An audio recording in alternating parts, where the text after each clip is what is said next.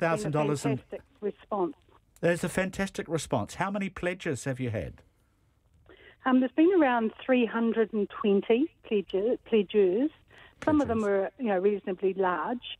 The average pledge was around $200. Okay. Amazing. And in terms of what you're trying to create, do you think you're on the way there now? You're firmly in the ballpark now? Yes, definitely. We are the preferred supplier identified by New Zealand Post. And because we're running it as a social enterprise, it's a bit of an unusual model for them, but I think it's one that they could pick up all around the country.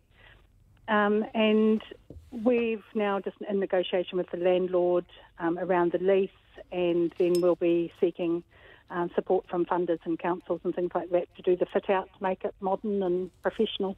That's marvellous. So you've saved postal services. You've saved a happy destination too for older people, haven't you? That's the thing. Oh, absolutely.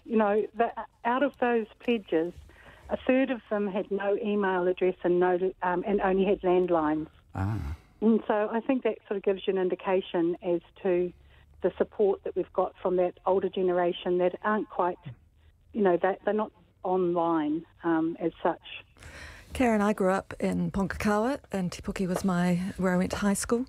My dad lives in Te Puke. Hi, he's in his 80s, and that town has certainly, with the advent of Bayfair and the development in Papamoa and the Mount, has got more of a sort of a pass-through feeling to it than it ever had. So I really celebrate the fact that you're trying to create more community spaces and more places for people to connect and reasons to be, actually to bring some more of that heart back into Te Puke.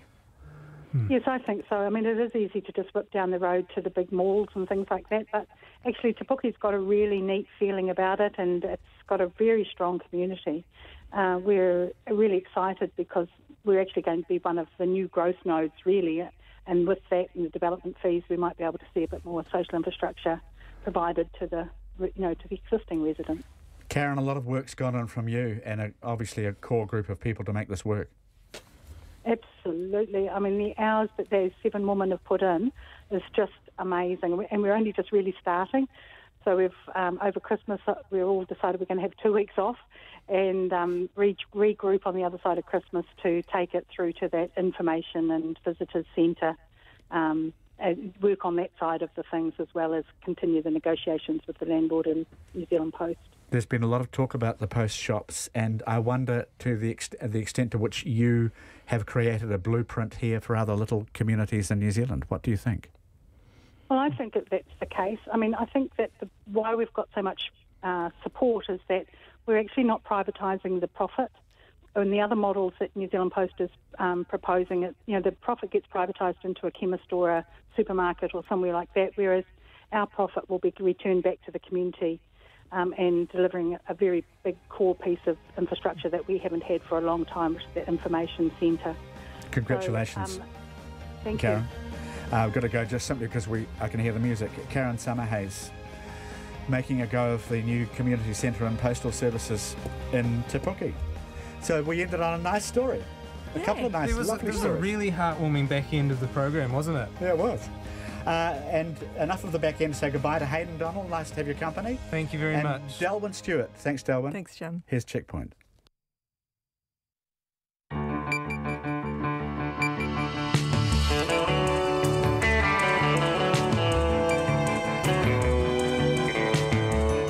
Te whakarongo mai koe ki te reo irirangi o Aotearoa. You're listening to Checkpoint. I'm Lisa Owen. On tonight's program, around the country, people are gathering at vigils to remember victims of violence, including murdered British backpacker Grace Millane. Her family is preparing to take her body home, saying in a statement, Grace will forever be a Kiwi. As Air New Zealand and the unions try to talk their way out of a 3-day strike, wannabe holidaymakers are being warned not to bail on the airline too soon because insurance may not cover them. And proof today that a bunch of native birds dumped on the steps of Parliament during a 1080 protest did not actually die from 1080 poisoning. So who or what killed them?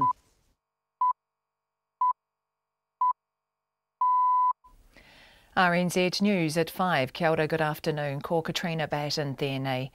The family of slain British backpacker Grace Millane say they hope her fate won't deter anyone from travelling on their OE. Her father David, in a statement released a short time ago, says the family have been astounded by the level of concern and sympathy. He thanked New Zealanders for an outpouring of love, numerous messages and compassion. Mr Millane says in some small way Grace will be forever a Kiwi. The first of 2 vigils in Auckland tonight for Grace Millane will get underway soon in St Patrick's Cathedral Square. Organised by White Ribbon, the crowd will be addressed by the Mayor Phil Goff, as well as White Ribbon ambassadors Anna Campbell and Mark Longley, whose daughter Emily was murdered in England by her boyfriend in 2011. Tonight's vigil at 6 o'clock in St Patrick's Cathedral will be followed by a 7 o'clock event on Federal Street. Other vigils will be held in Hamilton, New Plymouth, Wellington, Nelson, Christchurch and Dunedin. Insurers say buying travel insurance now won't cover Air New Zealand passengers for the proposed strikes by engineers just days out from Christmas. It's now the 3rd day of mediation talks between 2 unions and the airline, with the Prime Minister also weighing in. Jessie Chang reports. Engineers and logistics staff have voted to strike over 3 days from December the 21st because of pay disputes. It's estimated about 100,000 travellers would be affected, including international flyers. The Insurance Council says only passengers who bought insurance before the strikes were announced last Friday would be covered. Jacinda Ardern says she's urged both parties directly to come up with a resolution because no one wants strikes close to Christmas. Ko Jessie Chang tēnei. The US President Donald Trump has clashed with senior Democrats over funding for his planned border wall with Mexico. At a White House meeting in front of journalists, Mr Trump has told the Senate and House Democratic leaders Chuck Schumer and Nancy Pelosi if he doesn't get the billions of dollars he needs for border security, he'll shut down the government and be proud to do so. And 20 times, I don't want to do what you did. 20 times Chuck, you have called for, I will shut down the government if I don't get my wool. None of us have said... You want to know something? You've said okay, it. you want to put that on my... You've said it. I'll take it. Okay, good. You know what I'll say? Yes. If we don't get what we want, one way or the other, whether it's through you, through a military, through anything you want to call, I will shut down the government. Okay. Donald Trump speaking with the Senate Democratic leader Chuck Schumer. An inquest almost ground to a halt today after a key witness from Samoa pulled out. Dr Ian Parkin was due to give evidence at Aucklander Hans Dalton's inquest this afternoon, but the psychiatrist didn't show up after Samoan Attorney General's office told the coroner it preferred Dr Parkin didn't give evidence. That's because he's also a witness in a civil suit taken by the Dalton family against the Samoan government. Mr Dalton was found dead in a water drum in a Samoan prison on Boxing Day in 2012. The 38-year-old psychiatric patient had been holidaying with family when he lost track of his medication. He was put in a prison cell when he became aggressive and was found dead the following morning. It's unlikely anyone will be charged over the shooting of a protected bird at a 1080 protest at Parliament in September. 6 birds, including kereru, a weka, a red-billed gull and a kingfisher, were strewn across Parliament steps in what activists labelled an act of theatre. Catherine Hutton reports. Parliament Speaker Trevor Mallard said the birds appeared to have been bludgeoned and laid a police complaint. Autopsy results showed 2 birds were hit by vehicles, 2 flew into windows, 1 was too decomposed to tell the cause of death, and an adult weka appears to have been shot, most likely with a .22 rifle. It is against the law to shoot birds such as weka. Police and parliamentary services have handed the results of their investigations to the Department of Conservation. DOC says it spoke to one of the protesters, but it hasn't been able to establish how or when the weka was shot. Despite this, it says its investigation is ongoing. This is Catherine Hutton. A Hawke's Bay iwi wants Te Mata Peak to be given the legal status of a person. It's one of several recommendations made to the Hastings District Council in a cultural report commissioned after Craggy Range Winery cut a controversial walking track up the eastern slope of the peak last year. Anusha Bradley reports. The report says local iwi have considered Te Mata Peak to be a sacred mount for 1,000 years.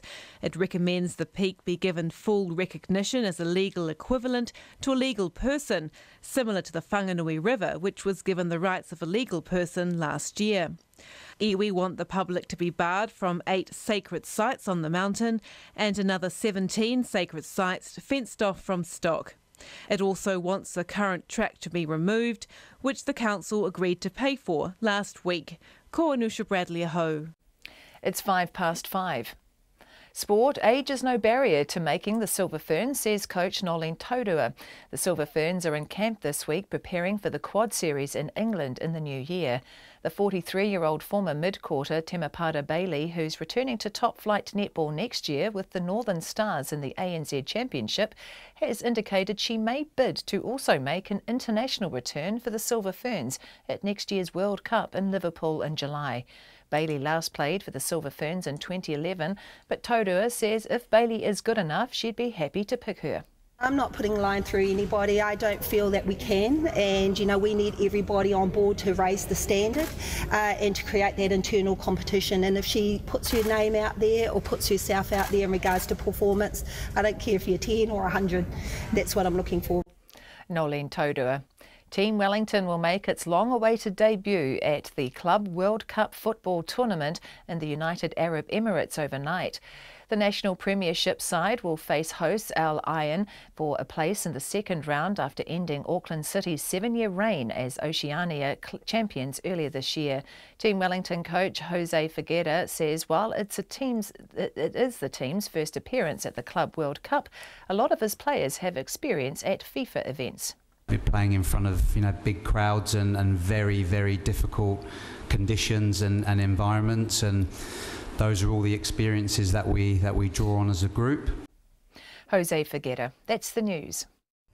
Tonight on Nights, Simon Morris reviews the latest Weta offering, Mortal Engines. We have a window on the world of Kentucky bourbon. There's more fried chicken going down in James Nakisi's shower. And Niwa's Craig Stevens has the latest on Antarctica's Ross Ice Shelf. He and his team now have a full year of ocean temperatures. Does that mean someone spent the night down there? Find out with me, Brian Crump, from after the news at 7 on RNZ National. And we're funded through New Zealand On Air. Met surface weather through to midnight tomorrow. Northland, Auckland and Coromandel mainly fine, isolated afternoon and evening showers. Waikato to Manawa too, including Bay of Plenty, the Central High Country and also Gisborne to the Tararua district. Scattered showers, especially inland, and during the afternoons and evenings, some heavy with isolated thunderstorms, hail and possible localised downpours. Horowhenua to Wellington, also for the remainder of Wairarapa, fine spells and isolated showers heavy near the ranges. Low cloud and drizzle about coastal Wairarapa and Wellington tomorrow morning and evening. Marlborough, Nelson, Bulla and northern Westland, scattered showers, some heavy inland with isolated thunderstorms and possible localised downpours during the afternoons and evenings. Canterbury and coastal Otago, cloudy with occasional rain or drizzle. Inland Otago, Southland, also southern Westland and Fiordland. Fine spells and isolated afternoon and evening showers. Possible thunderstorms tomorrow afternoon, mainly near the ranges. And for the Chatham Islands, often cloudy. It's 5:08 and you're listening to Checkpoint. Thanks, Katrina, and I'm Lisa Owen. We begin tonight with a statement just in from Grace Millane's father, David. It reads, Grace went off to travel the world in mid-October and arrived in New Zealand on the 20th of November. By the amount of pictures and messages we received, she clearly loved this country, its people and the lifestyle. After the disappearance of Grace on 1st December 2018, our whole world turned upside down. I arrived in Auckland on Friday 7th December, followed by my brother Martin on Saturday 8th. From that very first moment, we have been astounded by the level of concern, sympathy and selfless help from every person we have met. Auckland Police have carried out the most concise, stringent and thorough investigation. The team, consisting at times of over 24 officers, have worked arduous, long hours without a day off, little sleep or rest in helping to resolve this heinous crime. The media and press have been superb in their coverage and reporting of the events surrounding Grace's tragic final days. They have not intruded into our life and have been respectful and courteous at all times. Jill, Michael, Declan and myself would sincerely like to thank everybody involved and express our most profound gratitude. In this difficult situation where everyone is a true hero, it is sometimes difficult to single out certain people. Despite this, we would like to offer our most sincere thanks and everlasting gratitude to Detective Inspector Scott Baird, who has been a most measured, selfless human and professional face of Auckland Police. His emotional media statements have made him many fans both in New Zealand and at home in the UK. Detective Senior Sergeant Greg Brand, the hidden driving force of the investigation and a true police professional. We all hope that what has happened to Grace will not deter even one person from venturing out into the world and discovering their own OE. Martin and I had the privilege of attending the traditional Māori blessing of the site, which was a lovely and peaceful experience. Finally, we would like to thank the people of New Zealand for their outpouring of love, numerous messages, tributes and compassion. Grace was not born here and only managed to stay a few weeks, but you have taken her to your hearts, and in some small way she will forever be a Kiwi. My brother Martin and I leave for the UK this weekend to take her home. And that is the statement from David Mullane and Grace's family, released a short time ago. We will go to our reporter, Alex Perrottet, who's at the first of many nationwide vigils being held for Grace around the country this evening. But let's go first to the other big story of the day, the Air New Zealand engineer strike. Air New Zealand passengers who have already changed or cancelled their travel plans because of the proposed 3-day strike won't be covered by insurance. Nearly 1,000 engineers and logistics staff at Air New Zealand voted to strike for 3 days between December 21st and December 23rd. Unions and the airline are now in the 3rd day of talks aimed at averting the strike, which could disrupt the holiday plans of tens of thousands of people. But as Jessie Chang reports, passengers are being told to think twice about switching or cancelling plans.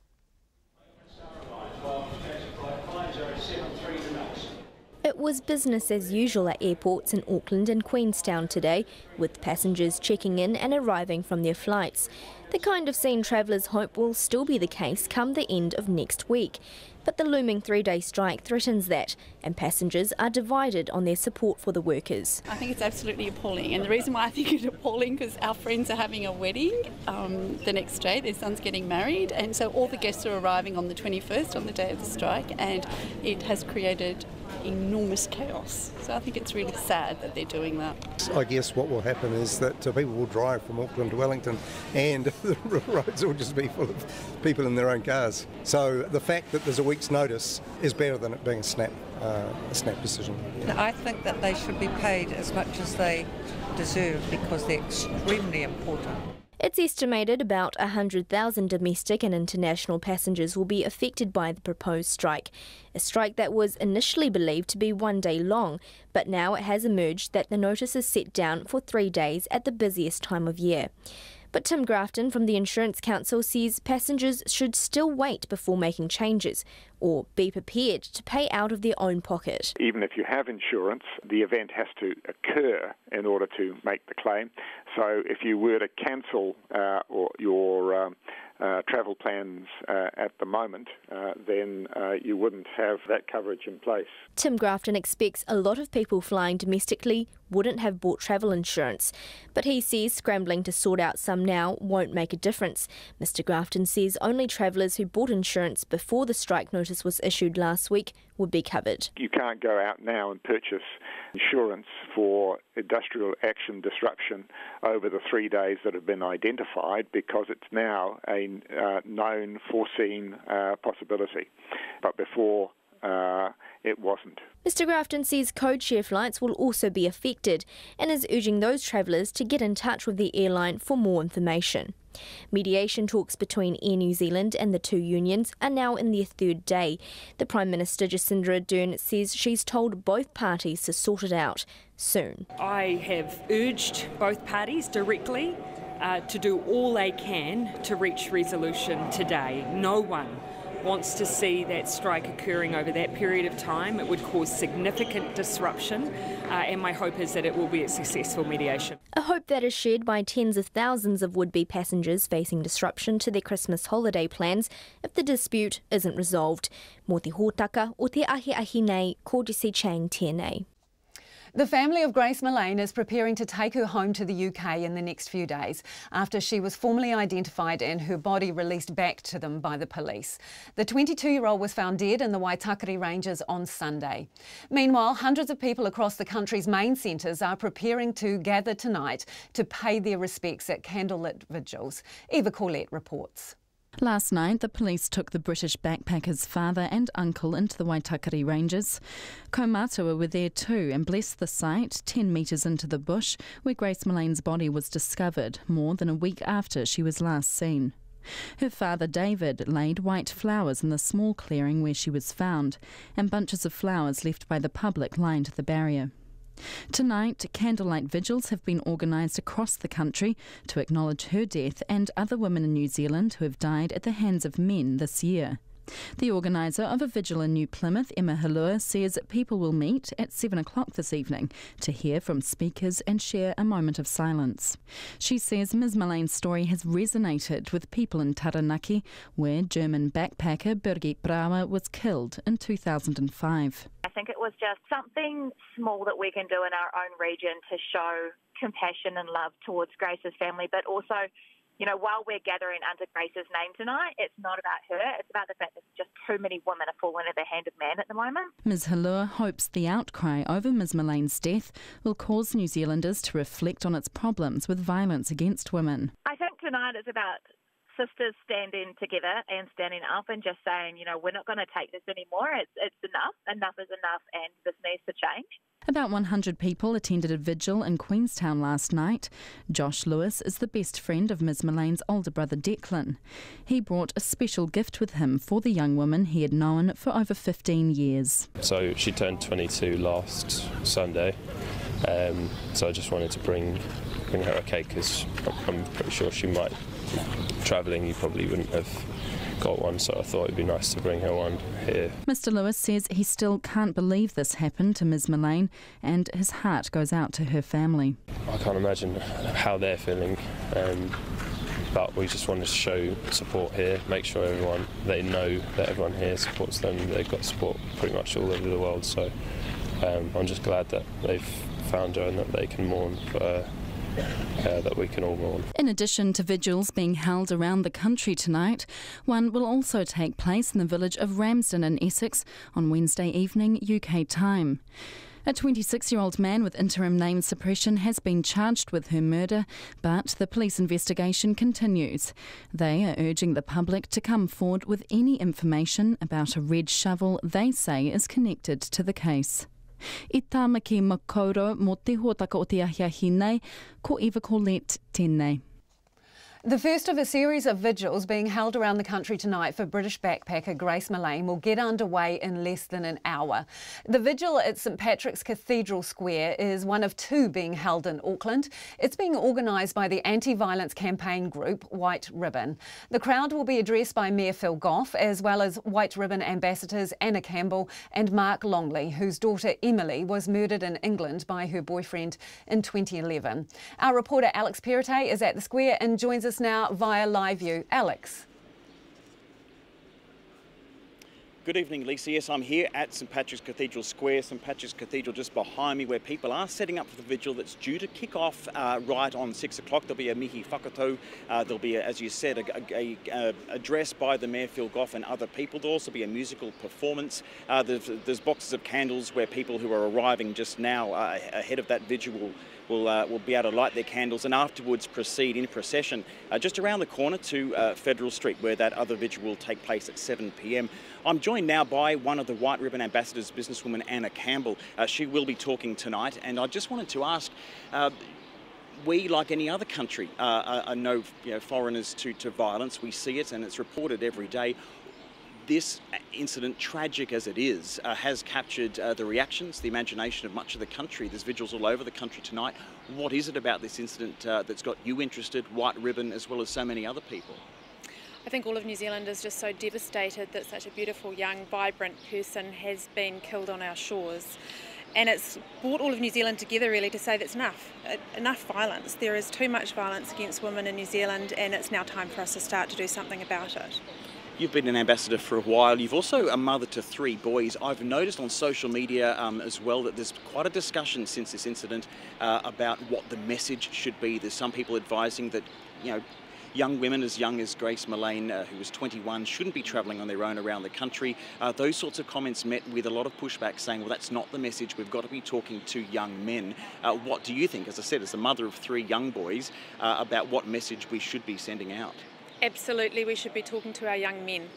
We need to talk to them about what it means to be a great man, and that means talking about really difficult conversations. My children are 5, 7 and 10, and we sat down over dinner the other night and talked about what victim blaming means, what it means to have a respectful relationship, how to treat women as equals, and how to express your emotions without using violence. And we even covered off those really tricky conversations about what they're watching on media and pornography and the type of things that those images that creates of women. So as parents, we need to step into those tricky conversations with our kids, and we shouldn't underestimate them, because they can take it and they can take part in those conversations, and they innately get what equality is and how to be respectful.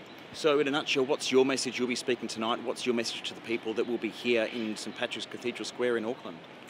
I will be very clearly saying it's not enough to just say I am a non-violent person. We need to proactively take action to stop violence, and we stop violence by creating respectful relationships.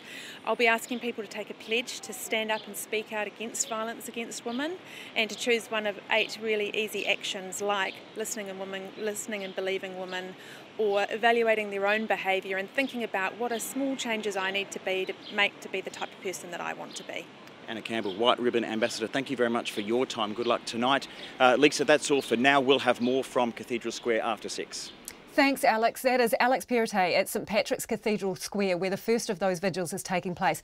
If you were listening to us, there was a bouquet of flowers, white flowers, laid at the entrance to the church there, and a number of photos, black and white photos of a smiling Grace Millane. A conservation group says confirmation that birds dumped on the steps of Parliament did not die of 1080 poison shows the campaign of misinformation by some protesters has crossed a significant line. In September, 6 birds, including Kereru and Weka, were laid out on Parliament steps in what protesters described as an act of theatre. At the time, one of the protest organisers claimed that some of the birds had been collected in a 1080 drop zone. But Kevin Haig, the CEO of Forest and Birds, says one of the birds was actually shot, and the question is, who did it?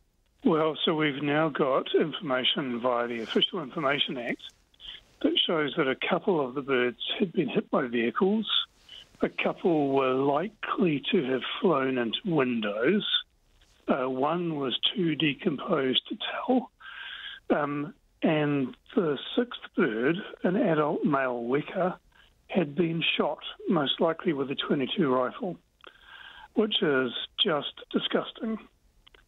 These birds are protected under the Wildlife Act. It's an offence.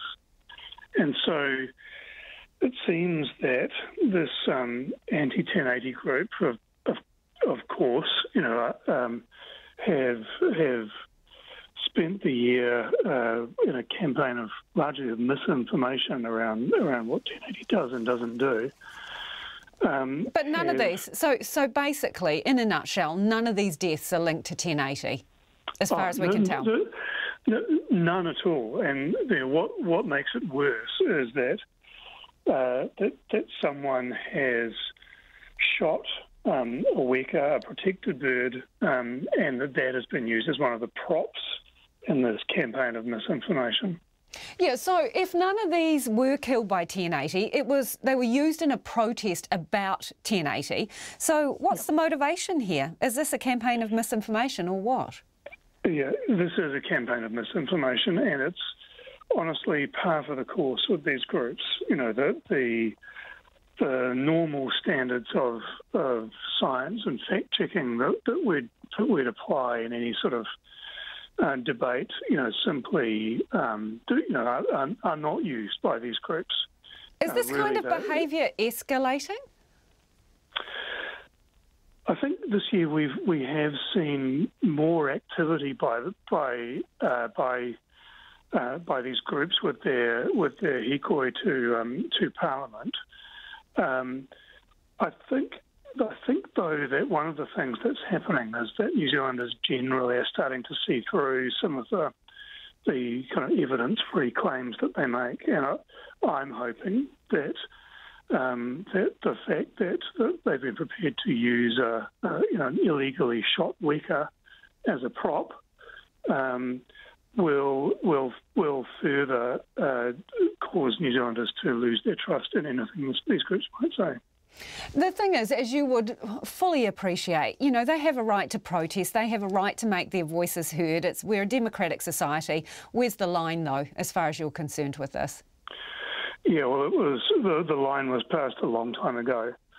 You know, most people are not in a position to themselves read or understand the scientific papers that have been published around 1080. So they're susceptible to claims that are being made, and I think that creates a duty for everyone involved to act with a degree of decorum and sort of ethical standards. And what do you mean, Kevin? Are you concerned that this behaviour or misleading claims will, ratchet up threats against people involved in 1080 drops and conservation workers and things like that? That has certainly been occurring. There's been an increase in the threats to people involved in promoting the use of 1080 or actively involved in the drops in some way. And we need this agent more than ever, in fact. So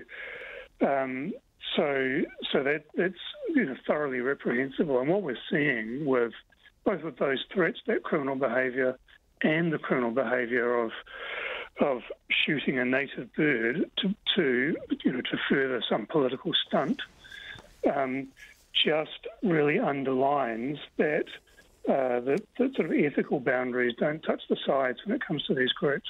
We are calling on them to actually now report to the police exactly how they came to be in the possession of this illegally shot bird. That's the thing. We can't know at this point who is responsible for killing that bird, but even having native birds in your possession is against the law, isn't it? It is. You know, there's unquestionably been matters that will concern the police that have occurred here, and clearly members of these groups, whether or not they were involved in actively shooting the bird, clearly have information that the police needs to know, and we're calling on them to actually do a decent thing. Checkpoint made repeated attempts to contact Alan Gurdon, one of the anti-1080 protest organisers. He's not returned our calls, so if you're listening, Alan, we would love to talk to you. A suspected terrorist is on the run after killing at least 3 people and injuring a dozen more in the eastern French city of Strasbourg near its Christmas market. Shots were exchanged during a manhunt involving police and soldiers, but there was no confirmation he had been caught. French authorities are treating the shooting as a terrorist act after identifying the gunman as a radicalised 29-year-old from the city who was already known to security services as a possible terrorist threat. The BBC's Eliza Philippidis reports. A city on lockdown. Confusion, panic. The 29-year-old gunman opened fire targeting people in his sights. He attacked using an automatic weapon. The shooting started at around 7 last night local time. People ran from the scene, shutting themselves inside bars and restaurants. Some people had no clue what they were walking into. When I saw the army with a group of 10 to 12 soldiers walking towards me with their guns pointed to the street, to people, and around them everyone was running from all directions.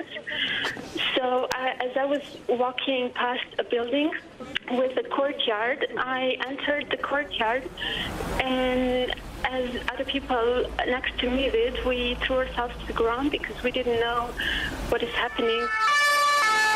Some people tried to help those who were shot. and I saw a person with apparently 2 shots into the head lying on the bridge here.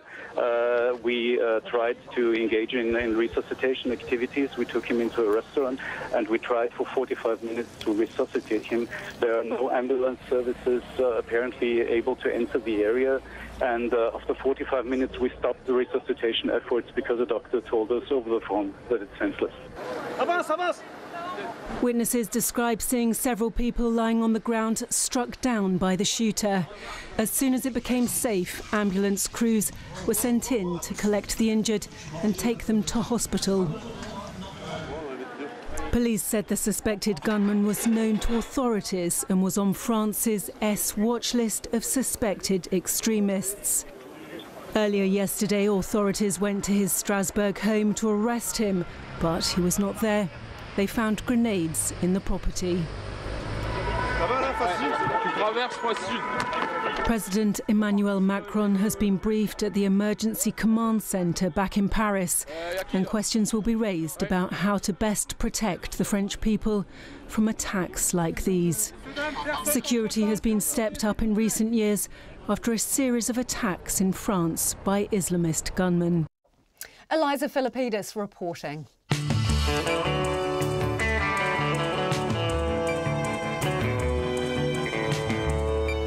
Coming up, Revelation's 353 greyhounds were euthanised last season, most of them following injuries sustained on the racetrack. The threat of a no-confidence vote in the British Prime Minister Theresa May is growing, and how a public library in Rotorua has become a child health hub. We would love your feedback. Text us on 2101, and you can tweet us at Checkpoint RNZ. You can Facebook us at Checkpoint, or email checkpoint@rnz.co.nz. But first, here's Katrina Batten with the headlines. The family of slain British backpacker Grace Millane says her death has turned their world upside down. Ms Millane's father released a statement describing the family's grief over her death and their gratitude for the support they've received here. He says his daughter loved New Zealand and in a small way will always be a Kiwi. Meanwhile, the first of 2 Auckland vigils for Ms Millane will soon get underway, with others to be held in cities around the country this evening. People hoping to fly with Air New Zealand during a proposed strike next week won't be covered if they buy travel insurance now. The Insurance Council says only passengers who bought insurance before the strikes were announced last Friday will be covered. The Prime Minister has spoken directly to both parties, urging them to reach a resolution to avoid a strike just before Christmas. A jury at the Auckland District Court has cleared a sports coach of sexually abusing one of his athletes. He was accused of forcing himself on the woman in Auckland and Christchurch between 2016 and 2017. His lawyer, Graham Newell, argued his client accepted there had been sexual contact, but it had been consensual. The man, whose name and sport are both suppressed, fought to hold back tears as the jury returned with 5 unanimous not guilty verdicts after 4 hours deliberation. No charges are likely over the shooting of a protected bird, which was part of a 1080 protest at Parliament in September. 6 dead birds, including Kereru, a weka, a red-billed gull and a kingfisher, were laid on Parliament steps by activists who called it an act of theatre. The Department of Conservation, which is continuing to investigate the shooting of the weka. A Hawke's Bay iwi is recommending that Tamata Peak be given the legal status of a person. It's part of a cultural report for the Hastings District Council commissioned after Craggy Range Winery cut a walking track into the peak's eastern slope last year. The report says local iwi have considered Tamata Peak to be a sacred mount for 1,000 years. Those are the headlines. I'm back at 6. Thanks, Katrina. Time to turn to business now with Nona Peltier. Hi, Nona. Hello. Trade Me. So what's going on with that? Because we know people are after it. They are. Well, a lot of our assets are attractive to investors, and Trade Me is certainly one of them. So they had an offer about 3 weeks ago from a company called Apax. They're a British-based company with offices also in New York, and they offered $6.40, but then another company came in underneath that and said, oh, we'll offer $6.45. So since then, Apax has upped its offer by 5 cents, and Trade Me said, yay, we'll take it, thanks. So they're looking at doing a deal with them through a scheme of arrangement, which makes it easier for the company to manage. There's a lot less work involved with how shareholders do the approval and so forth. Now, it's not a done deal. It's going to be some paperwork that's going to have to go out to shareholders in the new year.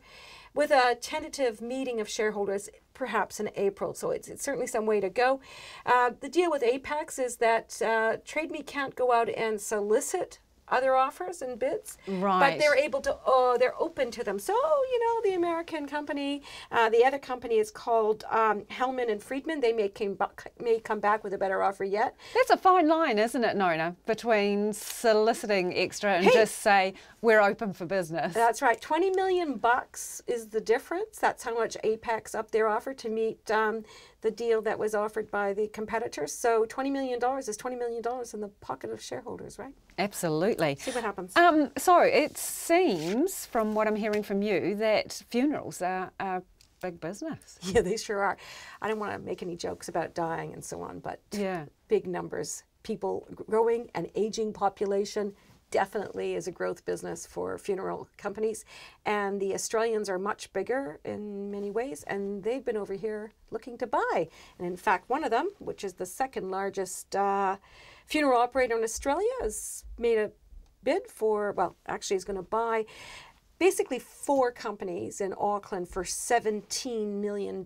So 4 separate entities. Yeah, one of them is related to 2 of them. So they're North Shore businesses. It's Dills Funeral Services. They're fairly well known in the North Shore, and they've got a couple of entities that are related. One of them is called Schnapper Rock Cremations, and the other one is Rowley Funeral Services. And then there's one in South Auckland, which is not related, Martin Williams Funeral Directors, and altogether those companies do 800 funerals a year, and they have revenue turnover of about $7 million. So it's a fairly good business to buy, and we have a lot of small family-based funeral services across And with New that Zealand. turnover just shows me how much it costs for a funeral. It is really expensive. It was kind of interesting as a sidebar.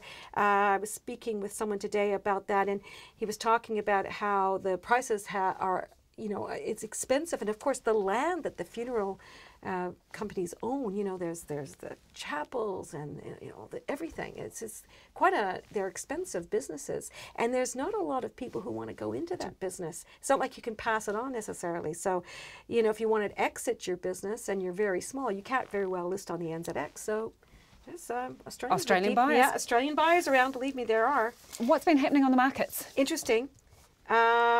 The up and down of the... Continues. Yeah, there's a lot of uncertainty as always, but, you know, every time Donald Trump has something to say, it tends to move the market one way or another. Today, it's a little bit more positive. People start to think that maybe the trade deal could potentially be done. And so the market rose. They'll take anything these days. Even though they were all squabbling about building the fence and shut down. It's just a distraction. Just a distraction. Okay. Because our top 50 index, it rose 0.2%. That's 67 points up to 8,738. And that looked pretty good in line with the rest of Asia. Now, interesting on the currency markets, because the US dollar is now looking a little bit less strong, because we're not sure whether the US Federal Reserve were going to raise interest rates or not. There was, you know, it was almost a certainty, but now not so much. So our currency market, 68.9 US cents. Now that's a 6-month high against the US dollar. Against the Australian dollar, we're at 95.4. That's a 17-month high. 55.1 pence, 16-month high. These are all highs. And just because we'll just mention the euro at a 14-month high at 0.609. So these are pretty lofty numbers for the Kiwi, especially since that wasn't what analysts had been forecasting for some time. So there you go. That's the markets today. Thank you, Nona. Let's go now to, a story about greyhound racing. A Greyhound Racing New Zealand report has revealed for the first time how many racing dogs were euthanised this season. 353 were killed after sustaining injuries on the racetrack, falling ill or being unsuitable for rehoming. The organisation says whilst that figure is better than past years, they are working to keep the number of deaths to an absolute minimum. But animal activists say 353 is totally unacceptable and they want the sport banned. Katie Todd reports. The figures have been described by animal rights organisation SAFE as a damning indictment on the industry. Spokesperson Marianne McDonald says the sport is about putting animals' lives at risk for betting profit. We've got almost one dog being killed every day and that is totally unacceptable. This is a black stain on New Zealand's reputation, and it's got to be stopped. Ms McDonald says dogs are being euthanised due to horrific injuries like shattered legs and pelvises when they collide on the track or hit the rails. It's not the first time greyhound welfare has come to the fore in New Zealand. A year ago, a 97-page report, commissioned by former High Court Judge Rodney Hanson QC, reported unacceptably high rates of dog euthanasia. Hanson found over 3 years 1,300 dogs were euthanised, and he gave 20 recommendations to the greyhound racing industry. A spokesperson for Greyhound Racing New Zealand says not only have they taken the step of publishing euthanasia figures, but they are actively implementing all the other recommendations.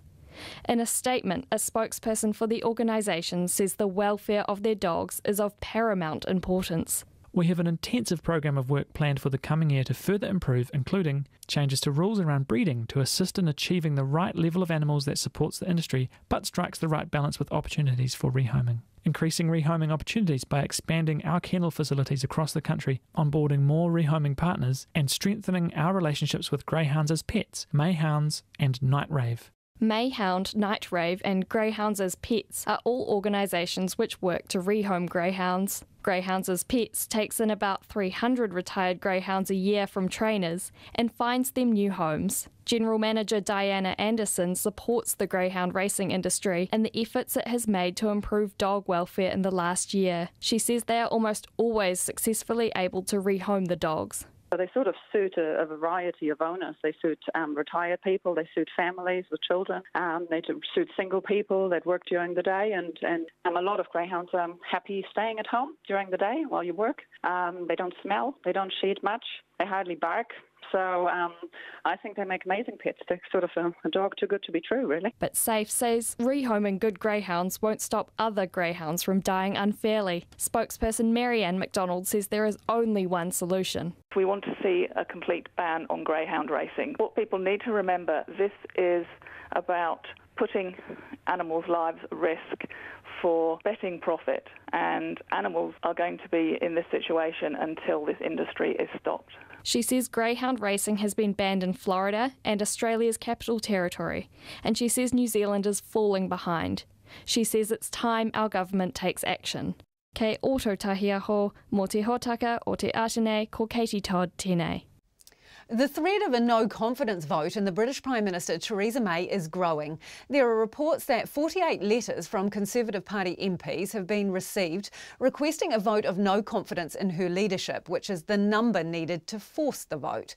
One MP says the vote could happen as soon as tomorrow. Mrs May has arrived back at Downing Street after a one-day dash to Europe to try and save her Brexit deal.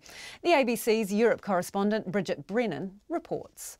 A day after abruptly cancelling a parliamentary vote on her Brexit deal, Theresa May left London for a whirlwind tour of Europe. In Berlin, The Hague and Brussels, she made her case for changes to her deal. What I've been doing here in Europe over the past day is actually doing what I promised Parliament that I would do, which is to speak to other leaders in Europe about the concerns Parliament have raised about the backstop. Mrs May is under pressure from Conservative MPs furious over the so-called Irish backstop. It's the fallback arrangement aimed at avoiding checkpoints on the Irish border. She wants legal assurances that the UK can't be permanently trapped in the customs arrangement, but she says there'll be no deal without the backstop. The backstop, which is the issue that Parliament has raised, the backstop is a necessary guarantee for the people of Northern Ireland, and whatever outcome you want, whatever relationship you want with Europe in the future, there's no deal available that doesn't have a backstop within it. Mrs May was afforded warm welcomes today from European leaders, but on the question of renegotiation, they're less accommodating. The European Commission President, Jean-Claude Juncker, made it clear that the EU won't be returning to the negotiating table. The deal we have achieved is the best deal possible. It's the only deal possible. Labour leader Jeremy Corbyn labelled Mrs May's Europe trip a waste of time and money. Yesterday, the Prime Minister demeaned her office by unilaterally taking her discredited deal off the table and running away rather than facing the verdict of this House, which we should have been voting on today. Number 10 Downing Street has promised a vote on a deal will take place within the next 6 weeks. Bridget Brennan in London. Putting child health services, including mental health, inside a public library in Rotorua has had major spin-offs for both sides. Bosses for Rotorua-based Lakes District Health Board told MPs today it's also the way forward for mental health services. Our health correspondent Karen Brown filed this report. The DHB's outgoing Chief Executive, Ron Dunham, told Parliament's Health Select Committee inequity is the biggest issue facing health services. He said all the low-hanging fruits have gone and other approaches are urgently needed. An example was the Children's Health Hub, which early this year moved into the same upgraded premises as Rotorua Public Library in a complex known as Te Aka Māori. But the hub includes child and adolescent mental health services, and Ron Dunham said some worried the new location would be too public for those young people.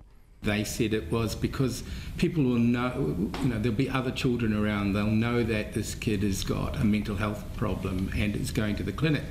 I said, well, they won't even know because they'll come into the library and there's clinics going on everywhere. They will just be one of a number of children attending.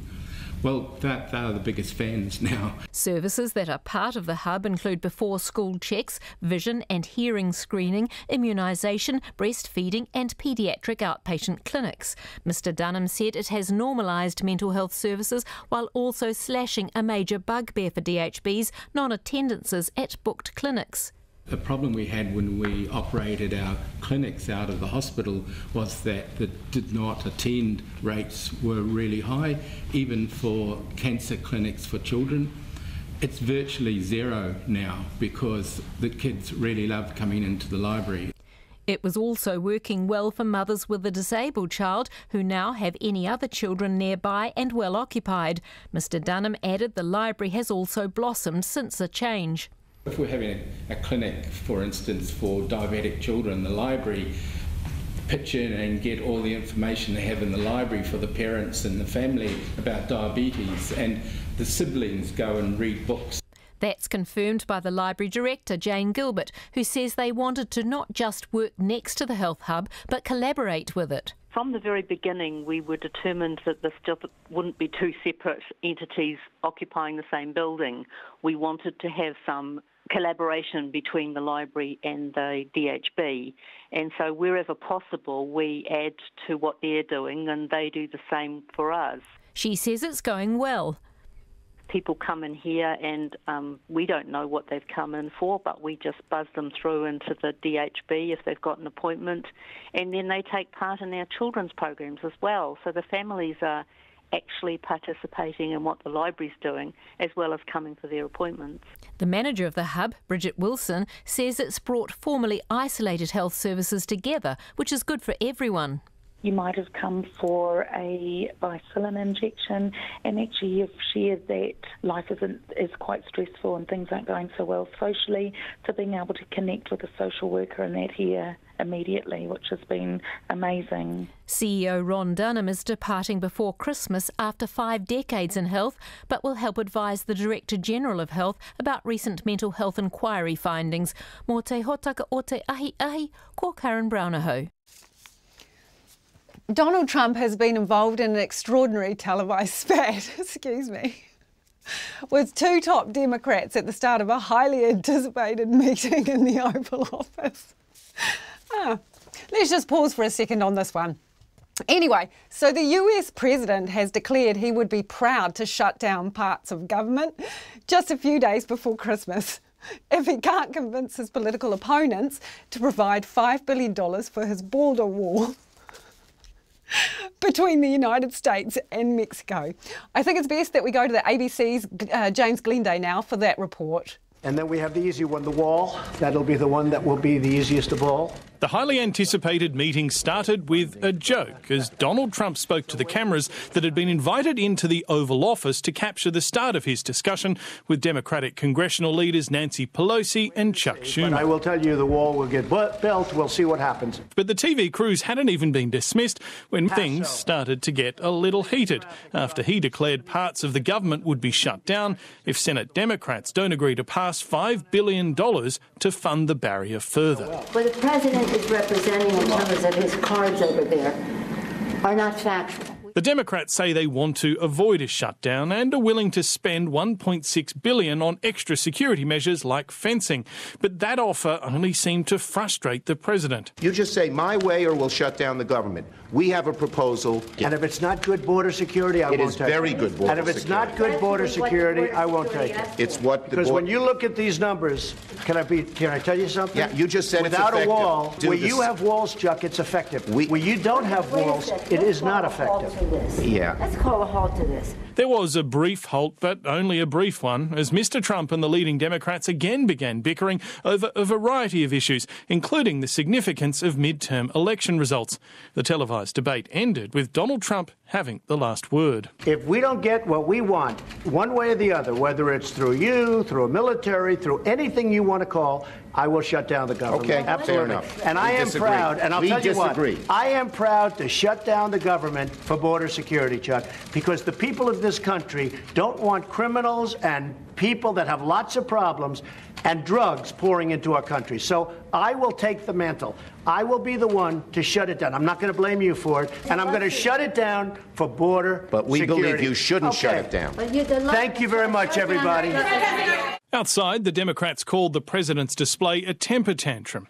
The unusual meeting raises fresh questions about how and if Mr Trump and lawmakers can reach an agreement on one of his signature policies to avoid a shutdown before the deadline on the 21st of December. James Glenday reporting there. And a one-stop shop for natural hazards has opened in Lower Hutt to save time and potentially lives in a natural disaster. The National Geohazards Monitoring Centre is a world first as it monitors earthquakes, tsunami, landslides and volcanoes 24 hours a day, 7 days a week from one location. Science and Innovation reporter Charlie Drever was there at the opening today at the GNS Science Campus and filed this report. The whole house rolled like a serpent and some things smashed and the power went off. It's just awful. We've just been through the most horrifying shake-up that you could possibly think of. Sideways rather than up and down. Are you on low ground or high ground, Ian? Very low ground. I would get to higher ground if I were you, Ian, just for your own peace of mind. New Zealanders are no strangers to natural disasters, but a new monitoring system is making it easier to get information quickly to those caught in the crossfire. GNS Chief Executive Ian Simpson says 18 extra analysts and other staff have been hired to ensure the brand new National Geohazards Monitoring Centre is manned every minute of the day. This is a team that needs to act instantly, so we've got people from the ambulance service, from other industries who've come together who are really good at making those really good decisions but very rapid decisions. GNS used to operate an on-call service which could lead to delays. But Ian Simpson says the speed and accuracy the new centre provides could make all the difference in a bid to save lives. The earthquake pops up on the screen, the team will analyse whether that represents, say, a tsunami threat, and if it does, we've got a hotline straight through to Civil Defence. We can give the information and then they will use the cell phone broadcasting service that was tested the other weekend to get the information to communities really quickly. The centre will also work closely with Met Service to check if any weather events could trigger landslides. Science, Research and Innovation Minister Megan Woods says it's critical New Zealand in particular has a state-of-the-art facility. The beauty of New Zealand, much of it springs from our geology, from our Alps to our hot pools. But embedded in that beauty are some hazards. And our people, our economy and infrastructure are exposed to the range of geological hazards that we have. Megan Woods, who is also the MP for Christchurch's Wigram electorate, says the benefit to residents like those in Canterbury is significant. I, like just about every other Cantabrian, became a chronic refresher of GeoNet over a number of years to see what was happening and going on. Getting information to people at the time of something like an earthquake is absolutely critical. And as Civil Defence Minister Chris Farfoy explains, the opening of the centre couldn't have come at a better time. The increased frequency of emergencies over the last few years has led to a heightened level of public awareness of the risks posed by natural disasters, and it's also resulted in the public having greater expectations of the capabilities of the civil defence and emergency sector and our ability to monitor and provide timely and accurate threat advice to Kiwis. And in the case the centre is itself affected by a natural disaster, there is a backup facility in Waiaraki. There will also be further enhancements made to the centre to ensure New Zealanders are kept informed and safe in times of disaster. For Checkpoint, Charlie Drever. The Mayor of Taupo says he's had several complaints about an anti-1080 float which featured in the town's Christmas parade and managed to win a top entry award. The parade, which is privately organised but receives $2,000 from Taupo District Council, featured around 30 floats, mainly from schools and community groups. But one featured a truck covered in trees and bush and slogans including poison-free wild foods and ban 1080. That's prompted concern from some people who didn't think it was the appropriate place for that type of messaging. Nita Blake-Person reports. Taupo's Christmas parade featured dozens of floats, but it was the one that carried a coffin emblazoned with pictures of native New Zealand birds that caused a few people to raise their eyebrows. A group called Compassionate Conservation was behind it. The parade's organiser says he didn't know what it would involve. On the entry form, they're supposed to describe their float, and they just had conservation. That was about it. And as I say, I quite often have no idea what the floats have on them until they turn up. John Burnside has been organising the Taupo parade for 39 years. He says he received one complaint regarding the anti-1080 float, but personally sees no problem with it featuring alongside the more traditional Christmas lineup. Well, it looked like a load of bush going down the street, as I recall. I mean, all I saw was this green thing. The Mayor of Taupo, David Trewavis, wasn't at the parade but says he's been contacted by people who weren't happy to see the float. I've had several, when I say several emails, probably about 4 or 5 emails, and people have commented to me. So, as I say, it's not a council event, wasn't organised by us, but we do provide funding for it. So we've talked to the organisers and we've said next year we would just like to have some sort of input and to make sure the floats are acceptable to the Christmas theme. But you won't go so far to say that it won't be back? Not at this stage. It's up for the organisers and us to sort that out. The anti-1080 float was the winner of one of the 5 top entry awards and received $200 of prize money, which was put up by the Taupo District Council. Mr Trewavis says he was surprised to hear the float was included, and he's been in contact with the organisers to discuss how to manage the situation. My idea of a Christmas parade is, for fun and full of the joys of Christmas and all that sort of thing. Having said that, I realise there's a lot of people are passionate about this particular subject. But we will be working closely with the organiser in the future just to make sure that the floats stay on track. It was revealed today that none of the birds which were dumped on the steps of Parliament as part of an anti-1080 protest earlier this year actually died from the poison. Autopsy results showed 2 of the birds were hit by vehicles, 2 flew into windows, 1 was too decomposed to tell the cause of death, and an adult weka appears to have been shot, most likely with a .22 rifle. Forest and Bird has condemned the act and says 1080 is needed more now than ever to protect New Zealand's precious bird species. For Checkpoint, this is Nita Blake-Person. And time now for some of your feedback. Just on the subject of Air New Zealand, this person is saying Air New Zealand workers should not use the public to fight their cause by striking at a very special time. Whatever their reasons, this is not the time to make their point, says Maria. And we read at the start of the show tonight a statement from David Mullane, Grace's father. And it was a very emotional statement. In part, it said, Grace was not born here and only managed to stay a few weeks, but you have taken her to your hearts, and in some small way she will forever be a Kiwi. This person, Paul, has got in contact saying what a beautiful and graceful person Grace's father is. It was a very heartfelt statement. Someone else has said Grace Mullane's vigils, talking with young men. There are tricky questions and difficult questions, and they will forever remain so until we reframe them, this person says, as important questions or crucial or healthy or responsible questions. How about life-saving questions, says Tanya. And that was around the conversation of how to talk to men about the way that they treat women. After 6 tonight, we're going to go live to the first of several vigils that will be held around the country for Grace Mullane and other women mainly who have been the victims of violence. Our reporter Alex Perrottet is at a vigil in St Patrick's Square that's due to start in a few minutes' time. Others are being held in Wellington, Christchurch, Hamilton and Nelson from 7 o'clock. And we've heard from Alex just a short while ago, and he said there's there's about 200 people that have gathered there in Auckland City, and we'll speak to him shortly after the news. We would love to hear from you, so just remember you can text in on 2101.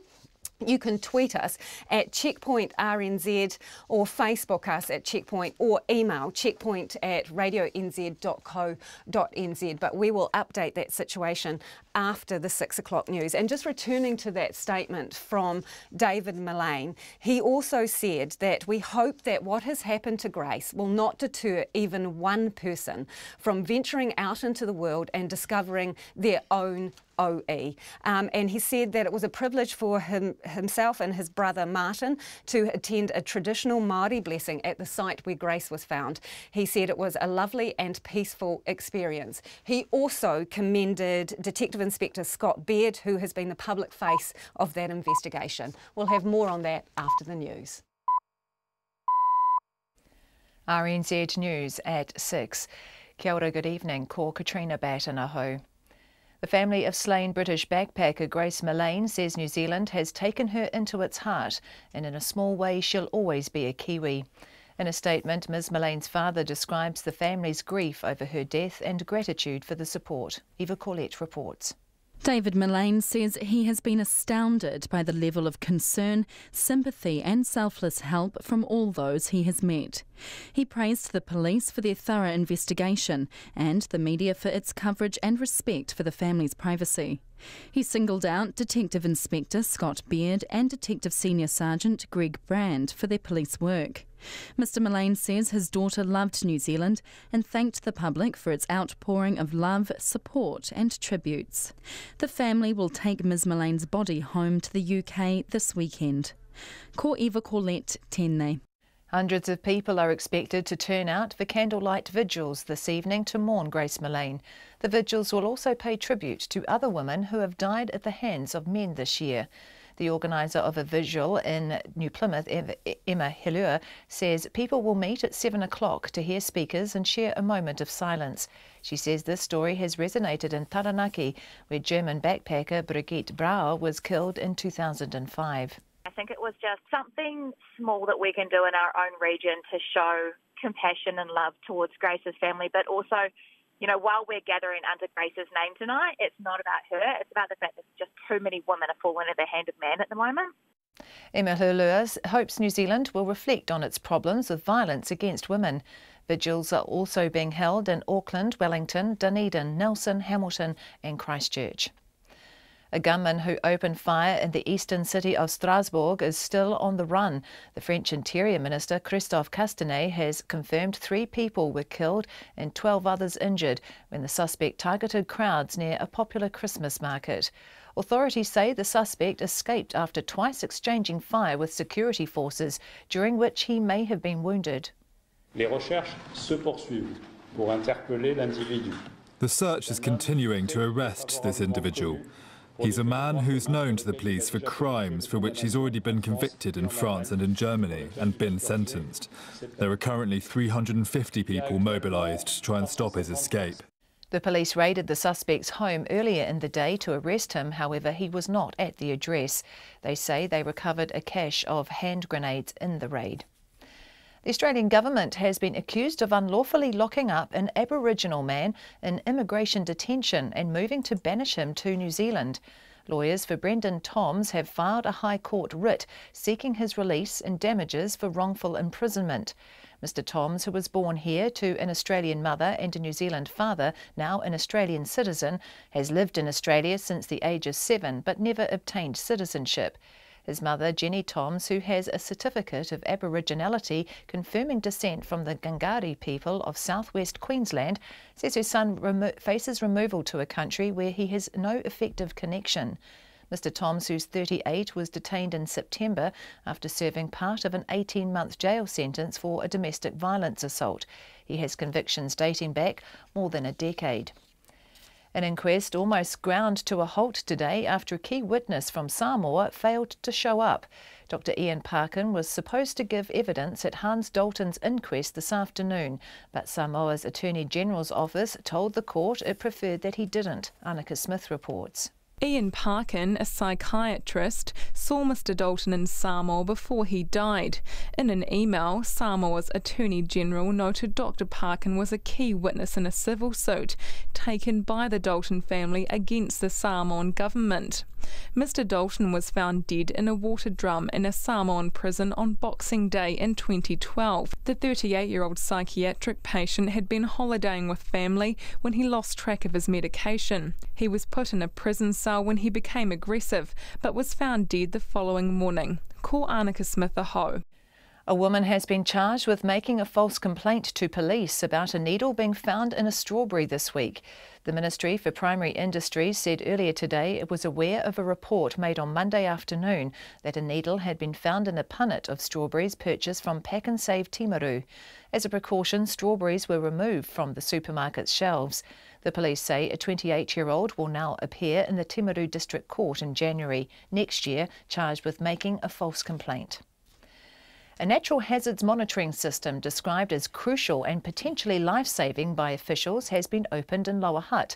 The National Geohazards Monitoring Centre is a world first, monitoring earthquakes, tsunamis, landslides and volcanoes 24/7 from one location.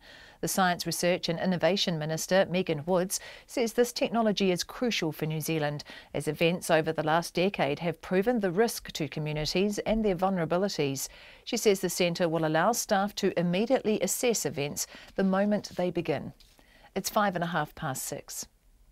Sport. Some of the 25 players at this week's Silver Ferns training camp are already out of contention for next month's Netball Quad Series in England after failing to meet fitness standards.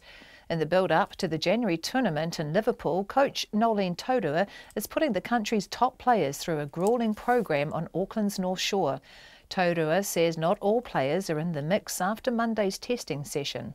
The standard was set in regards to the physical side and the target that they had to meet. If they didn't meet it, then they weren't going to be up for selection. So there are a few that's got a bit of work to do. However, they're still involved in camp and they've got to be able to improve themselves. There's nowhere to hide. Nolene Taurua. The All Blacks flanker Ardie Savea appears to be staying put after next year's World Cup. The president of French club Pau, Bernard Pornot, has told French media that the All Blacks flanker won't be joining the top 14 club after all, despite recently agreeing to a move. But Pornot says All Blacks fullback Ben Smith will join Pau after the World Cup. NASA has invited 3 times NBA champion Steph Curry to tour the Johnson Space Center in Houston, following a social media comment that he doesn't believe humans ever walked on the moon. A NASA spokesperson says if Curry visits, he can see firsthand what they did 50 years ago, as well as what they're doing now to go back to the moon. That's the news. Vigils against violence. You know, it shouldn't be about teaching our daughters to be safe, it should be about teaching our sons compassion and kindness. An airline strike looms at Christmas. No, this is not about holding people to ransom at all.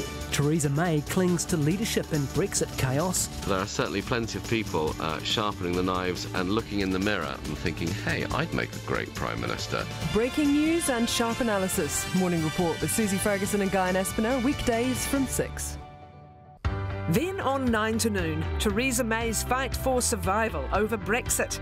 And after 10, Timothy Allen on his company Ubco, which is bringing the e-bike revolution to the farm. Join me, Catherine Ryan, on 9 to noon after Morning Report on RNZ National. Wet surface weather through to midnight tomorrow. Northland, Auckland and Coromandel mainly fine, isolated afternoon and evening showers. Waikato to Manawa too, including Bay of Plenty, the Central High Country and also Gisborne to the Tararua district. Scattered showers, some inland, and during the afternoons and evenings some heavy with isolated thunderstorms, hail and possible localised downpours. Horowhenua to Wellington, also the remainder of Wairarapa, fine spells and isolated showers, heavy near the ranges, low cloud and drizzle about coastal Wairarapa and Wellington tomorrow morning and evening. Marlborough, Nelson, Buller and northern Westland, scattered showers, some heavy inland with isolated thunderstorms and possible localised downpours during the afternoon and evenings. Canterbury and coastal Otago, cloudy with occasional rain or drizzle. Inland Otago, Southland, also southern Westland and Fiordland. Fine spells and isolated afternoon and evening showers. Possible thunderstorms tomorrow afternoon, mainly near the ranges. And for the Chatham Islands, often cloudy. It's almost 9 minutes past 6 and you're listening to Checkpoint. Thanks, Katrina, and I'm Lisa Owen. The first of the vigils being held around the country tonight for murdered British backpacker Grace Millane has begun in Auckland at St Patrick's Cathedral Square. Shortly before it started, her family released a statement that thanked New Zealanders for an outpouring of love, messages and compassion. Her father David says in some small way Grace will forever be a Kiwi. He and Grace's uncle Martin will return to the UK this weekend with her body. Our reporter Alex Perrottet is at the St Patrick's Square in Auckland and joins us now via live view. Hi Alex. Hi Lisa, I'm here at St Patrick's Cathedral. I'm just speaking in a low voice because I'm quite close to the action here. You'll see footage as our cameraman Nick Munro is going to find his way towards us. Speaking on the podium at the moment is a White Ribbon Ambassador, Anna Campbell, who we spoke to just after 5, who spoke very, very clearly about not just this issue with Grace Millane and the incident about her death, but also about the wider issue about violence, particularly against women. In those shots that you may have seen if you are watching, there's probably, I'm guessing, about 300 or 400 people here, and of course they will move on in a candlelit procession on to Federal Street around the corner. Once this is done, the Mayor Phil Goff is standing by soon to talk to people as well as other members. You can tell from some of the police that are around as well. I found Ashok, who's a member of the community here. He's actually come all the way in from Henderson, and I want to ask him why Ashok have you come? What's moved you to come here today? Yeah, well, I think it's about time violence stopped against women, young girls, babies. You know, it's just going on too much. And I think it's an indictment on New Zealand. You know, we've allowed this to happen. I think the courts and the judges have got to put these people away. You know, none of those 6 months, 1 year, 2 year, they should be put away. You know, there's just gone beyond a joke now. And so you're talking about harsher penalties for people who are found guilty against these sorts of. Make it a true deterrent. You know, it's putting somebody away for 1 or 2 years, or we'll give them benefit of the doubt. It's not good enough anymore. Sure, and of course we're not talking anything in terms of the legal implications of this case. Of course, we don't want to prejudice anything. Phil Goff is just taking to the podium to address people here. Do you have boys in your family, Ashok? Yeah, I've got 3 boys. And what's your message to them? Message to them is respect everybody, and especially women. You know, going on buses, you know, you stand up for women or whatever, or elderly people, and hopefully it's got through to them. They're all in their 20s and 30s now, but we were brought up that way by my parents, who came from India many years ago, and you know, just respect. You know, it's violence has just gone beyond a joke now. You know, and I think it's hurting males who are there, trying to respect women and to hear other people doing these things, you know. And finally, on behalf of all the members of the public who are here this evening, Ashok, what would you say on behalf of New Zealanders to the Millane family who are heading home on the weekend? Oh, it's just so sorry, you know.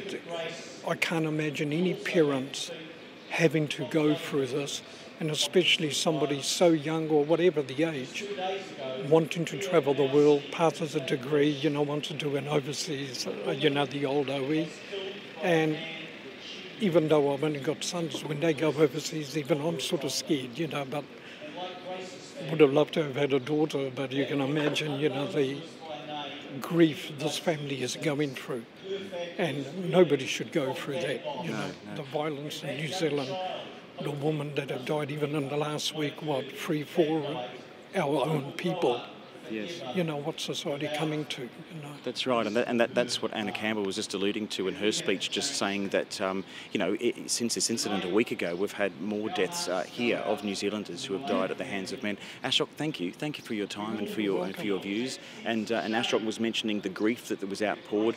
You can see that here. It's a very, very solemn mood, Lisa, with the people. As I said, Scott Beard, who's been so front and centre of this case, there is just standing nearby amongst other uniformed policemen, as you know, just there in the middle of the public taking part in this. Mayor Phil Goff addressing the crowd. There'll also be a musical tribute, and then the people who have been coming forward to lay flowers at the base of the podium there where the candles are and flowers are. People were coming forward before this all started just to pay their respects. I imagine they'll do that again at the end, pick up candles and of course make their way towards Federal Street, just around the corner for the vigil that's to start there at 7 p.m. Of course, more vigils to come right across the country as we mark this death, and of course it's captured everyone's imaginations and the attention of so many people, but at the same time, in a week where there's a report out about domestic violence, that too has been front and centre as people in New Zealand have a good think about the domestic violence statistics in this country and what really should be done about it. Back to you, Lisa. Thanks, Alex. And as you mentioned, we saw there Detective Inspector Scott Beard standing there in the crowd in a suit there. He was mentioned by the Mullane family in the statement. They said he was the driving force of the investigation and a true police professional. They also mentioned one other officer, a Greg Brand, who they said was the person behind the scenes helping with that inquiry. A family violence researcher says social media videos portraying animal cruelty as entertainment show just how widely accepted violence is in New Zealand. Two videos have surfaced this week. One features a possum being violently punched in the face, while the perpetrator is encouraged to do worse. The other shows a kitten being forced to inhale cannabis. Michael Roguski from the Kaitiaki Institute says there is a strong link between mistreatment of animals and family violence. He believes better training and sharing of information about animal cruelty between agencies could help stop domestic violence. I asked him how worried we should be about these animal videos. Thankfully, we are now having a lot of discussion around family violence in New Zealand, and I think these are really good examples to further those discussions. Rather than family violence per se, there are examples of violence and cruelty as entertainment, and I think this speaks, well, for me at least, very clearly about how pervasive violence is in New Zealand, and within that, how we condone it. So I did a study a few years ago, and the use of power and control of the family through abuse of animals was strongly identified. So that was identified in terms of pets within the family. So there were an example of a puppy being killed as a way to keep the family in line through coercive control. But I also interviewed farmers, and their wives were being held under a coercive control regime because of threats to kill their sheep, their horses. So it's not just pets; it can be animals in general as a form of coercive control. And can it be escalation, as in someone starts off being cruel to animals and then escalates to being cruel to other humans? Yes, it can be, but it can also be the opposite. So what I identified in that study was that people who'd come to the attention of the police, they stopped hitting their children and their partner, and so they started abusing the animals because it's hard to detect abuse of animals. Yeah. And does that make sense? Yeah, so and that's really interesting. That is really interesting. So are we making enough use of the information that we have when we see things like, you know, videos on social media showing animal cruelty? How should we be using that information in terms of cross-referencing and protecting against family violence? And are we doing that?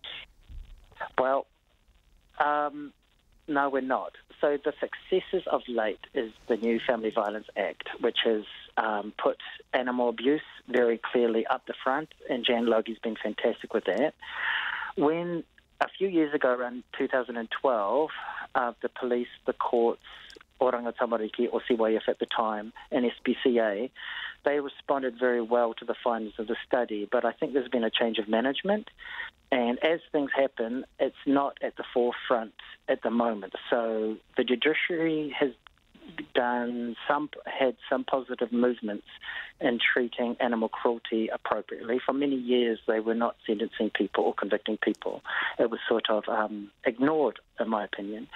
But we have a long way to go, and with the latest report on family violence in New Zealand, I think I completely support what the report says. We have systemic weaknesses that are contributing to a lack of early identification.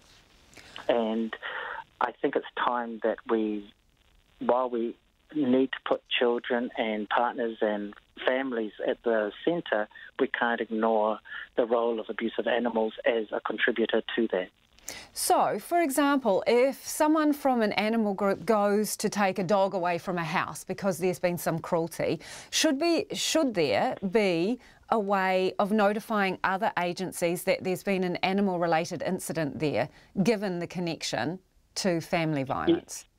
Completely. So in 2011, there was an MOU between SPCA and then CYF. That worked very well for a few years, but for whatever reason, that type of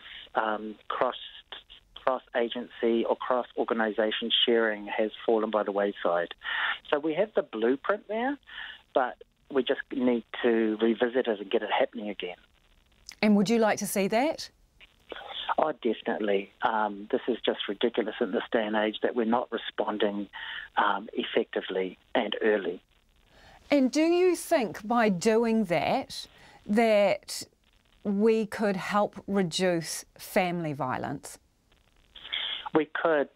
The caveat to this, though, is that, so the Veterinary Association was quite amazing when my research was launched and they developed some resources for the vets. But we know that this is a wider systemic issue, and one of the problems there is you can be a vet, but you've never been trained in interpersonal communication and how to broach sensitive topics. And so what we've seen and continue to see is at the DHB level, people don't know, across different professional groups, people do not know how to actually identify and report, especially for low-level concern, a concern that could escalate. And I think while we can work at a systemic level and develop policies and information sharing, we also have to work at a training level and bring people up knowing how to communicate their concerns and do it in a very appropriate way.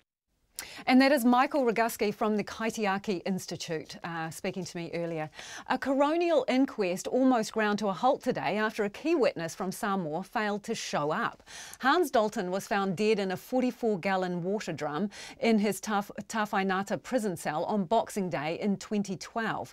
Psychiatrist Dr. Ian Parkin, who treated Mr. Dalton before his death, was due to give evidence at his inquest this afternoon. But half an hour before Dr. Parkin was supposed to appear, the Attorney General's office in Samoa stepped in. Our court reporter Annika Smith was there. The Samoan government's reluctance to hand over information that may shed light on Hans Dalton's death came to a head today after Samoa's Attorney General told the coroner it preferred Dr. Ian Parkin didn't give evidence. Coroner Peter Ryan said the email noted Mr. Parkin was a key witness in a civil suit against the Samoan government.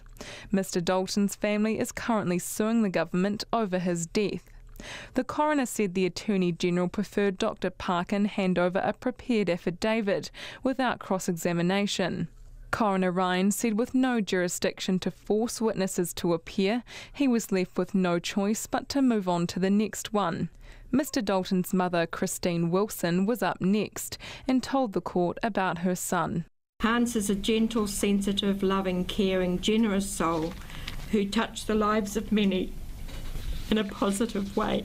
Hans Dalton had been holidaying with family when Cyclone Evan struck and he lost track of his medication.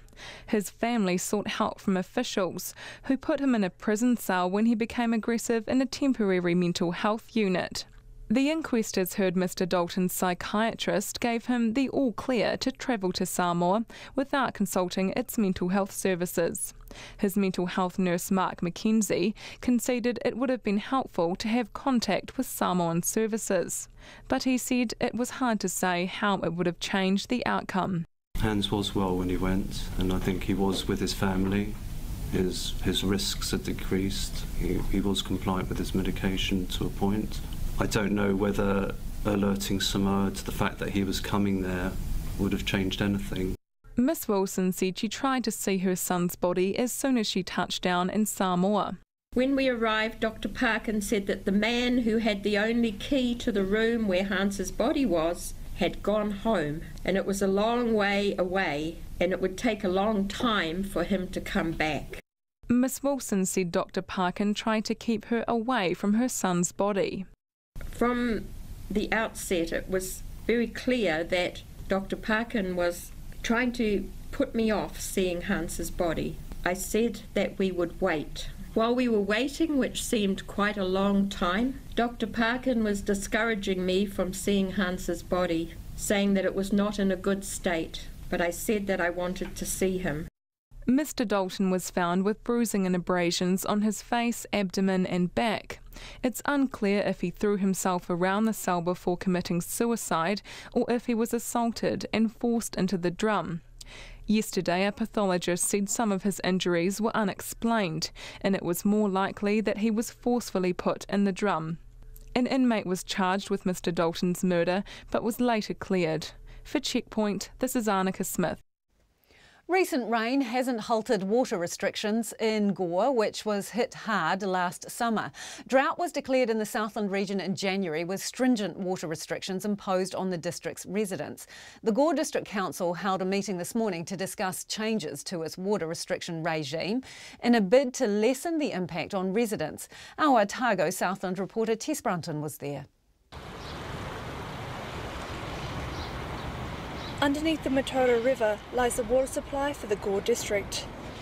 Water seeps through the riverbed, collecting in aquifers below, which the Gore District Council then pumps out and treats before it reaches residents. It's been in short supply, with water restrictions in force for 83 days between June 2017 and May this year. Gore resident Terry McNamara says the drought last summer hit more than just his garden. The sad part of it was I didn't finish painting my house, because the paint virtually snapped dry on the brush, so we had to give that away. It was frustrating. We actually had to be very careful about watering the garden. We decided not to water anything that wasn't edible. Terry was one of 3 people who spoke at the council's hearing on the proposed water restriction changes. The current water restriction levels go from level 0, which is in force year-round, to a total hose ban at level 4. The new approach includes 5 different levels that range from simple conservation to essential use only and targets outside usage. It allows for small paddling pools to be filled and vegetable gardens to be watered until level 5 is declared. Previously, they were cut out early. At the hearing, Mr. McNamara questioned why businesses and industries shouldn't be compelled to do more. I think you need to actually have in your document regulatory regime that says that in times of scarcity, the industrial people will reduce their draw or demand on the water system, not just hammering the townspeople. That's not fair. There were only 53 submissions on the changes in a district of more than 12,000 people. 36 people supported the new plan. Speaking to residents on the streets of Gore, many weren't aware of the consultation. I didn't actually know anything about that consultation, so I've not submitted anything, or I wasn't aware that that was actually going on. I didn't know much about it at the time. I just keep it within what I need, not what I like. Nah. And why did you decide not to get involved? I don't really know nothing about it. Probably because I don't read the paper enough to know what's going on. Peter Kempthorne says the changes are too lenient. Most people, they pay their rates, they expect water, and that's the rationale behind a lot of the apathy, because we're wasting money with meetings and consultants and all the rest of it. But what are the penalties? That's the problem I see. It's got no teeth. It's got no penalties. Mr. Kempthorne says the council just needs to open its pockets and pay for new infrastructure. You need to start actually just replacing the pipe. There's cast iron pipe, there's asbestos pipe, there's plastic pipe, there's all sorts. And I think you just need to get a contractor in, hourly rate, he can't quote for something that he can't see, and just start replacing the pipes. The council is planning to invest nearly $13 million to improve the ageing water supply infrastructure over the next decade. It also set up a water task force earlier this year and is considering whether to make installing water tanks compulsory for all new builds in Gore and Mataura. The council's regulatory and planning general manager, Dr. Ian Davison-Watts, says the recent heavy rainfall should keep drought at bay this summer. The general trends going forward and the predictions we're getting out of organisations like NIWA are going to tell us that yes, we will get wet years every now and again, but the trend will be much longer, drier summers. So relying on the river going forward is something that is going to become a little bit less certain. Gore District Mayor Tracy Hicks says the council and residents need to be proactive about conserving water. Everybody is gradually getting a better understanding of the value of water. And I think that's shifted quite considerably over the last decade, going from a point where you turn your tap on at any point in time and use as much water as you want. I think most people realise now that is a resource that is in very short supply, and we just have to value it and prioritise where it's used. The proposed changes will be discussed at one of the next council meetings. In Gore for Checkpoint, Cortes Brunton Tane. And just before we go, a reminder, the vigil in Auckland for Grace Millane is moving to Federal Street at 7 o'clock. We've had other texts from you around the country. This from Liz says there's a vigil being held for Grace in Blenheim tonight at Taylor River Amphitheatre. That is from 7 till 8. Thanks for that, Liz. And also a vigil in New Plymouth starts at 7 p.m. at the Puki Ariki I think it's a park, is it? Also, vigils are being held in Wellington, Dunedin, Nelson, Hamilton and Christchurch. All of those start at 7 this evening. And this from someone who texted in saying he is one of 3 boys. His mother always told him, treat your girlfriends how you would like a sister to be treated. Powerful message, he says, and still practiced today. Thanks for joining us. RNZ News headlines at 6:30. Vigils for the slain British backpacker Grace Millane are being held in cities around the country this evening. Jacinda Ardern has urged Air New Zealand and the unions to resolve their dispute and head off next week's strike. A Tokoroa garage is the latest in a series of 14 inspectors and companies suspended from issuing warrants of fitness. And a woman has been charged with making a false complaint about a needle found in a strawberry in Timaru. Our next news and weather is at 7. Tonight on Inside Out, on the occasion of the 100th anniversary of his birth, I'm paying tribute to the great Joe Williams. Every day I have the blues.